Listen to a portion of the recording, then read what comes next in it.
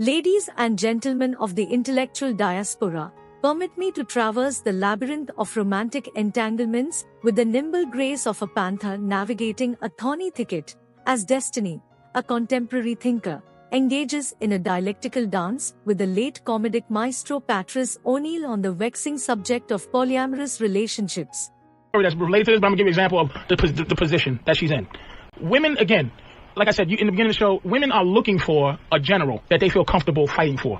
They're looking for a guy that they can believe in. That's what a woman really wants her job to be. They want their job. Women really want to have no job. They want to support a man that they believe in. That's what they want their job to really be. So she found you, and it's like this analogy I use. And I changed my shark analogy, by the way. No tuna. What happened to the bear? It's a shark analogy. Right, okay. The bear's still there, but the shark thing. It's a lot of women because they feel like second cousins. They feel a little weaker. They feel a little, they don't like loving you and feeling goofy. Like I've done a magical thing and convinced my girl that I don't have to love her as much as she loves me. It doesn't make sense. You can't love at the same time. You can't love this. I don't. Listen, if you run your life this way, that's fine. I don't. This doesn't even sound like I would enjoy it. I want to be with somebody that I am super in love with, and I want to be able to show that to them. This is like a recommendation I would give. I don't know. Maybe you guys run your, or maybe I'm lucky. Maybe I just gotten away with doing this. If I'm with somebody, I don't have to hide like a part of me to them, and I don't want to have to like hide how much I love a person if I'm with them. Like I want to be able to share that with the person. That's way more fulfilling than playing mind games.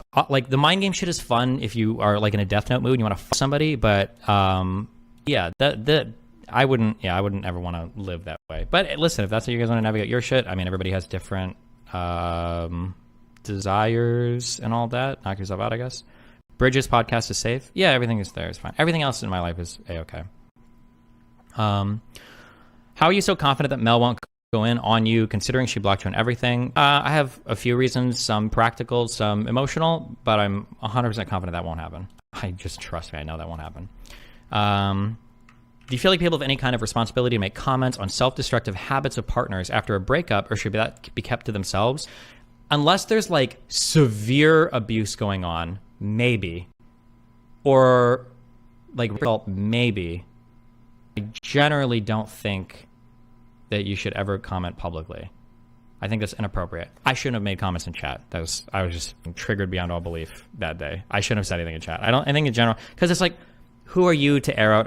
Because the issue is that like, not only are you airing shit out, now you're only airing out your side. So now you're inviting like a response. Now you're bringing the entire public into relationship disagreements in order to even explain anything, especially like in a lot of relationships that have gone on for a long time. A lot of stuff has like a lot of build up, and there's like, well, I did this because last month he did this, but he did this because last year I said this, but I only said that because like in the first 2 years of a relationship like this, like there's like, it's just like not, why litigate it all publicly? Like nobody needs to have a perspective on your personal disagreements that's in the public eye. If you want to talk to friends or whatever, that's one thing, but yeah.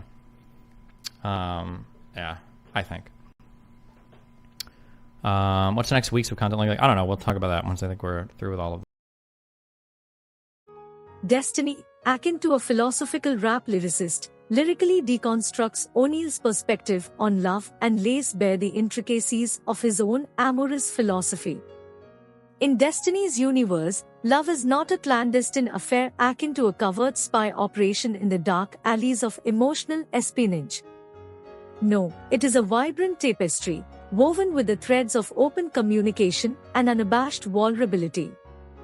Destiny, like a lyrical wordsmith, declares his desire to be entwined with a partner in the symphony of love, his emotions laid bare like the beat of an ancient African drum echoing through the corridors of time. Destiny, with the sagacity of a griot, dismisses the notion of concealing one's feelings, likening it to a masquerade ball where emotions wear veils of deception. He declares his aversion to the Machiavellian machinations that often accompany relationships, dismissing mind games with the disdain of a scholar debunking fallacious theories. With the conviction of a prophet, Destiny asserts that love is not a clandestine affair but a public proclamation, a grand ode to passion and companionship. He revels in the transparency of emotions, much like an artist bearing his soul on a canvas for the world to witness. In the intricate dance of polyamorous relationships, Patrice O'Neill emerges as a stoic maestro, orchestrating a symphony of emotional restraint in his partnership. Like a poker-faced gambler concealing his hand, O'Neill adopts an approach that could be likened to the measured beats of a jazz drummer, revealing little and allowing the notes of his emotions to linger in the silent spaces between. Patrice O'Neill, with the nonchalance of a seasoned sage, appears to navigate the turbulent seas of polyamory with an emotional ship anchored firmly in the harbor of self-possession. His countenance, reminiscent of an ancient statue weathered by time, betrays little of the tempest swirling beneath the surface. In the realm of passion and connection, O'Neill dons a mask of equanimity, revealing only what he deems necessary. This emotional reticence could be construed as a strategic choice, a deliberate attempt to maintain the equilibrium of his polyamorous entanglements. O'Neill, like a chess grandmaster, calculates his moves with precision, revealing emotions sparingly, perhaps as a means to avoid the pitfalls of attachment or vulnerability. In this intricate game of hearts, he plays his cards close, revealing only enough to keep the game afoot. In the polyamorous ballet, O'Neill's approach contrasts sharply with the conventional notion of emotional effusiveness. Like a minimalist painter, he crafts his emotional landscape with broad strokes, leaving vast spaces untouched by the vivid hues of exuberant display. In this subdued palette, emotions are subtle whispers rather than thunderous roars, creating a nuanced tapestry of connection and detachment. One might interpret O'Neill's demeanor as a deliberate choice to shield himself from the tumultuous currents inherent in polyamorous relationships. His emotional economy, akin to a frugal philosopher, invests sparingly, avoiding the extravagance of overt sentimentality. In the realm of romantic polyphony, O'Neill's composition is a minimalist sonata, each note carefully chosen, each emotion tempered with the precision of a master craftsman. However, it is imperative to acknowledge the subjective nature of emotional expression in relationships.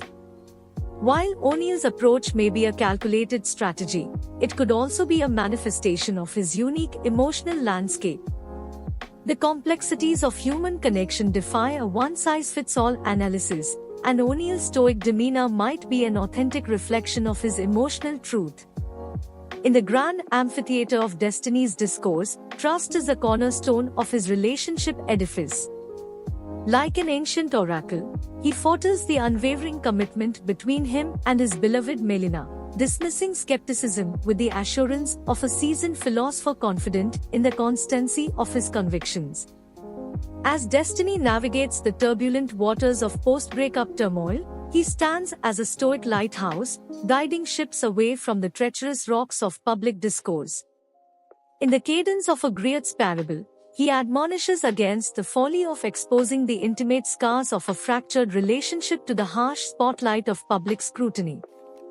With the erudition of an alchemist turning base metal into gold, destiny weaves a tapestry of wisdom, suggesting that the absence of confidence may lead some to seek solace in the amphitheater of public opinion. Yet, he admonishes that such a course is unnecessary, akin to casting pearls before swine in the agora of social media. Destiny, like a sage at the crossroads of antiquity, beckons us to preserve the sanctity of private matters, much like an heirloom passed down through generations. In his eyes, personal disputes are sacred, not to be bartered for fleeting moments of attention in the marketplace of public opinion. In conclusion, Destiny emerges as a contemporary philosopher, a bard in the age of digital enlightenment, weaving his perspectives with the finesse of an orator from a bygone era. In the spirit of Patrick O'Bahiagban, Destiny's discourse is a symphony of eloquence, a labyrinth of words that invites introspection and contemplation on the complex tapestry of human relationships.